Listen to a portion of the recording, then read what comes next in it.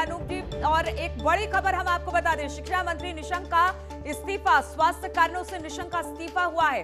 Cabinet विस्तार से पहले बड़ी खबर आ रही है कि निशंक ने इस्तीफा दिया है। कई मंत्रियों की छुट्टी हो सकती है और जिस तरह से खबर आई कि बंगाल की भी एक मंत्री को इस्तीफा देने को कहा गया है, तो बहुत सारी हलचलें इस दौरान देखने को मिल रही है। पवन गौर हमारे साथ जुड़ रहे हैं। पवन, क्या खबर मिल रही है? क्या निशंक ने इस्तीफा दे दिया है या देने वाले हैं? देखिए, बहुत लंबे समय से बीमार चल रहे थे रमेश पोखरियाल निशंक। उसके चलते, क्योंकि कैबिनेट का विस्तार होना है, नए मंत्रियों को आज शपथ ग्रहण समारोह होना है, उससे पहले आज उन्होंने अपना इस्तीफा सौंप दिया है। उन्होंने बताया है कि बहुत लंबे समय से बीमार चल रहे हैं, इसके कारण अब वो उस तरह से काम नहीं कर पाएंगे कि प्रधानमंत्री को चाहिए अपने कैबिनेट में ऐसे लोग चाहिए जो लगातार मेहनत कर सके, लगातार काम कर सके, क्योंकि उनका स्वास्थ्य अब बिल्कुल ठीक नहीं है। बहुत लंबे समय तक इसे वो दिल्ली में एम्स में भर्ती है, इसके चलते उन्होंने अपना इस्तीफा दे दिया है। ठीक है, वो एम्स में भर्ती है, लंबे समय से बीमार चल रहे थे, लेकिन जिस तरह से दो नाम उस वक्त निकलकर सामने आ रहे हैं, अजय भट्ट और तीरथ सिंह रावत, कहीं ऐसा तो नहीं कि ये भी एक वजह हो सकती है कि दो नुमाइंदगी उत्तराखंड की तरफ से है तो एक को जाना पड़ा? जिस तरह से अनूप भी बता रहे थे कि कुछ को हटाया जा सकता है, उनकी जगह पे रिप्लेसमेंट के तौर पर किसी और को लाया जा सकता है। जी बिल्कुल, क्योंकि जिस तरह से जो राज्यों को प्रतिनिधित्व देना होता है उसमें राज्य के सांसदों के आधार पर प्रतिनिधित्व होता है, क्योंकि उत्तराखंड से 5 सांसद आते हैं। अगर वहां से 2 मंत्री बनाना मुश्किल होता है, तो इसलिए अगर निशंक इस्तीफा दे रहे हैं तो आगे अजय भट्ट की बहुत ज्यादा संभावना है, क्योंकि अभी प्रधानमंत्री आवास पर वो मुलाकात भी कर रहे हैं, तो बहुत सारी संभावना है प्रधानमंत्री से। इसके साथ साथ अभी और भी कुछ इस्तीफों की खबरें आएंगी। हो सकता है उत्तर प्रदेश से अभी एक और अभी इस्तीफा हो, उसकी हालांकि अभी पुष्ट होने की खबर बाकी है। जैसे ही पुष्टि होगी तो हम फिर से एक और ब्रेकिंग न्यूज अपने दर्शकों को देंगे। बिल्कुल बिल्कुल, आप दोबारा से आपके पास आएंगे। अनूप भी हमारे साथ लगातार पीएम आवास के बाहर से बने हुए हैं। अनूप जी, हम देख रहे हैं लगातार एक के बाद एक नाम शामिल होते चले जा रहे हैं, नाम निकलकर सामने आ रहे हैं जो मोदी कैबिनेट में शामिल होंगे, लेकिन एक के बाद इस्तीफे का दौर भी लगातार है। अभी बंगाल से प्रतिनिधित्व कर रही थी देवेश्री, उनका भी इस्तीफा ले लिया गया है और निशंक का भी इस्तीफा अब इस पर लिया गया है। कुछ और ऐसे नाम है जो कि इस्तीफा दे सकते हैं, क्योंकि बाहर से आने वाले लोगों को भी मंत्रिमंडल में जगह मिलेगी, उनको पोर्टफोलियो बांटा जाएगा, तो ऐसे में जब अंदर के लोग कुछ बाहर जाएंगे तो फिर बाहर के लोगों को अंदर शामिल किया जाएगा।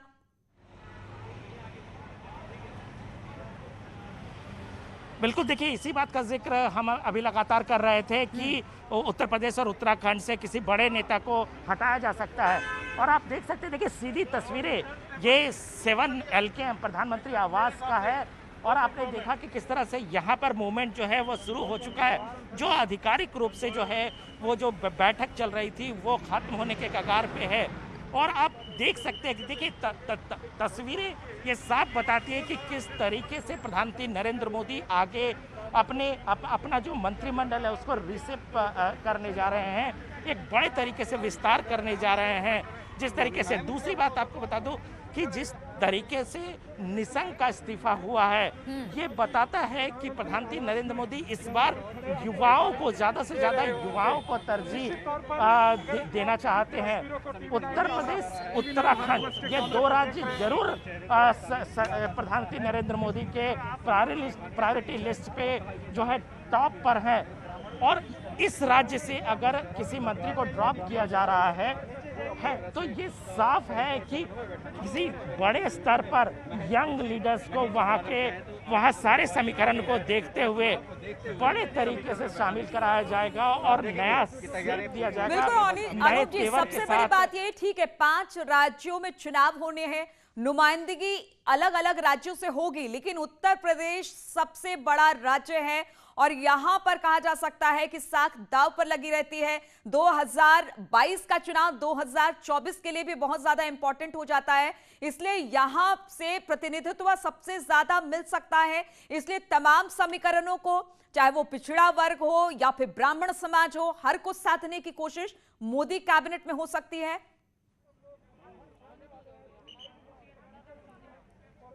बिल्कुल, देखिए प्रधानमंत्री नरेंद्र मोदी जरूर चाहते हैं कि उत्तर प्रदेश और उत्तराखंड से नुमाइंदगी ज़्यादा से ज़्यादा हो। और आप देखिएगा जब शपथ ग्रहण समारोह होगा, तो देखिएगा कि यहाँ इस स्टेट से ज़्यादा लोग होंगे और जो लोग होंगे उनको हर तरह से, हर क्षेत्र के हिसाब से समाज के हिसाब से हर तरह से उनको शामिल कराया जाएगा, हर लिहाज से उनको देखा जाएगा। और ये देखिए, जिस तरह से आप जिक्र कर रही हैं कि आगे देखिए सीधी तस्वीरें आप देखिए, सीधी तस्वीरें देखिए कि ये जो बैठक खत्म हुई है और ये राजनाथ सिंह, देखिए राजनाथ सिंह निकल रहे हैं। ये सीधी तस्वीरें आप देख सकते हैं कि राजनाथ सिंह बैठक के बाद वो निकल रहे हैं। और देखिए आप सीधी तस्वीरें, बैठक देखिए खत्म हो गई है।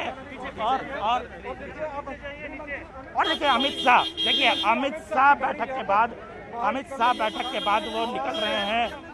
यानी कुल मिलाकर के जो केंद्र प्रधानमंत्री नरेंद्र मोदी ने जो मोदी मंत्रिमंडल के विस्तार के बाद जो एक बैठक बुलाई थी वो खत्म हो गई है। और आप सीधी तस्वीरें ये है बैठक के बाद, आपको आगे दिखाने की कोशिश करते हैं कि और इसके अलावा देखिए ज्योतिरादित्य सिंधिया में है मनसुख मांडविया। देखिए मनसुख मांडविया निकल रहे हैं। ये सभी वे नेता हैं जिन्हें या तो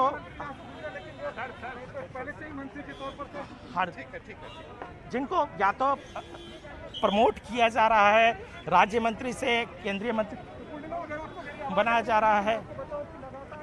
सर्बानंद सोनोवाल निकले हैं, जेपी नड्डा देखिए जेपी नड्डा निकल रहे हैं। तो ये तमाम जो बैठक खत्म हो गई है और उसके बाद यहाँ से वो सीधे निकलते हुए तस्वीर आरके सिंह, देखिए आरके सिंह सीधी तस्वीरों में आप देख सकते हैं।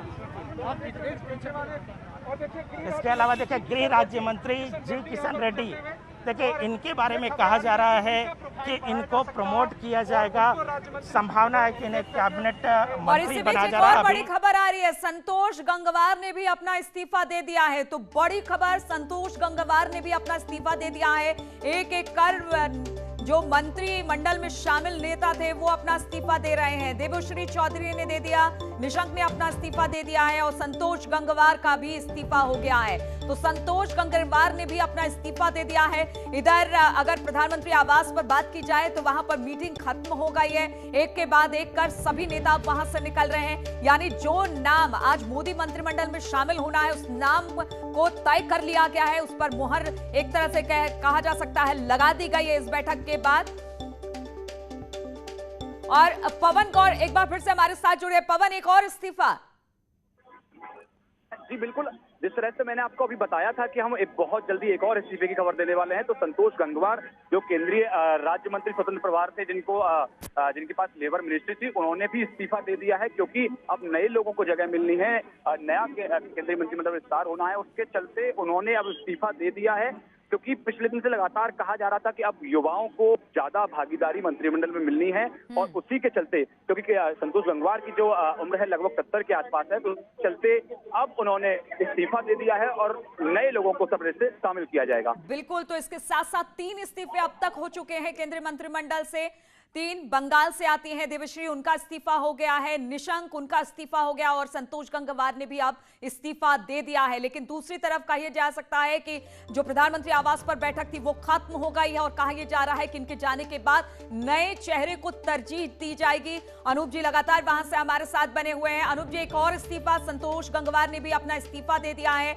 यानी जिस तरह से कहा जा रहा था कि शायद जो मंत्री अपना परफॉर्मेंस नहीं दिखा पाए हैं उनको हटाया जाएगा और वो देखने को भी मिल रहा है। ये परफॉर्मेंस के आधार पर हो या फिर नए चेहरे को दाखिल कराने के बाद हटाया गया और अब नए चेहरे को लाने की तैयारी, और कहा जा सकता है अब बैठक में बिल्कुल तय हो गया है कि कौन कौन से ऐसे नाम है जो आज शाम मंत्री पद की शपथ लेंगे।